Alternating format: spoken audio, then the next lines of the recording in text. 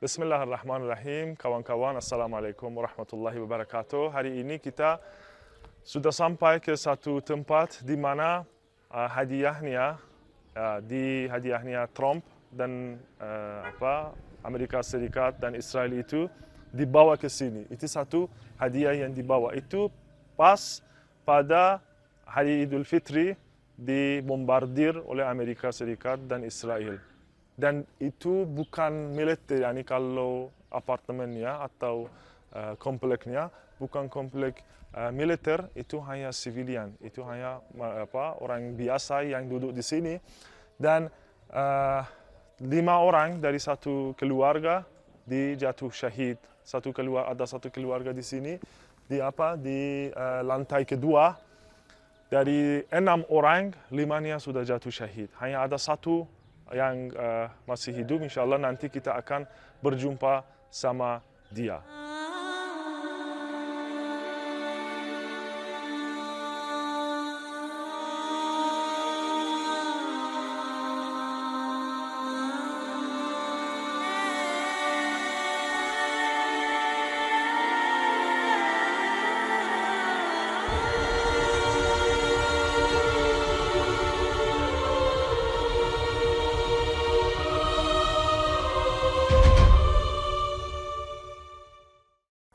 Sekarang kita di rumah sakit di mana dirawat Zainab yang adalah satu-satunya anak yang tertinggal atau anggota family yang tertinggal dari family beliau ini. Mereka 6 orang, ayahnya, ibunya,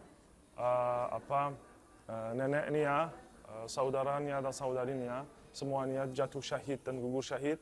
Dan hanya Zainab yang hanya berusia 3,5 tahun.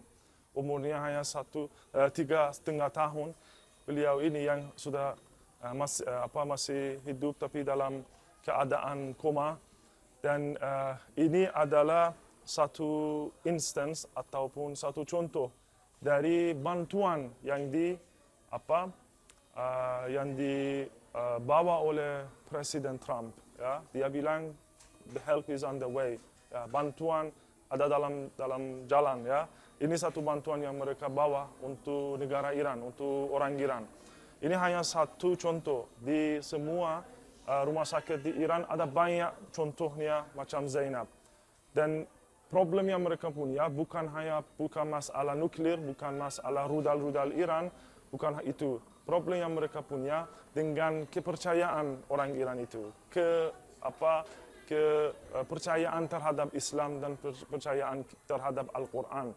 Dan perjuangan yang mereka lakukan terhadap kezaliman yang ada mereka tidak mau orang macam ini dan warga Iran dan negara Iran menjadi tauladan untuk negara-negara yang lain. Kenapa? Karena mereka sudah buktikan, ya, warga Iran itu sudah buktikan mereka melawan semua kezaliman.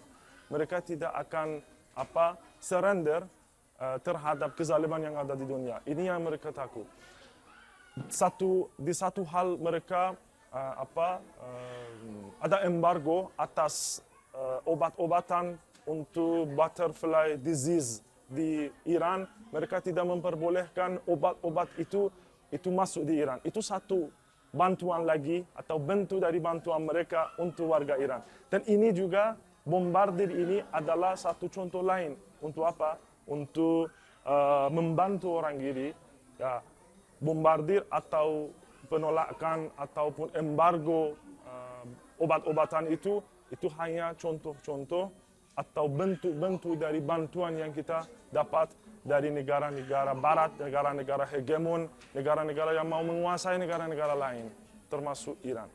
Insyaallah kita tidak akan, Zainab dan semua anak-anak tanah air ini tidak akan memperbolehkan mereka sampai atau capai ketujuan mereka. Kita akan membuat mereka menjadi sasal, insyaallah.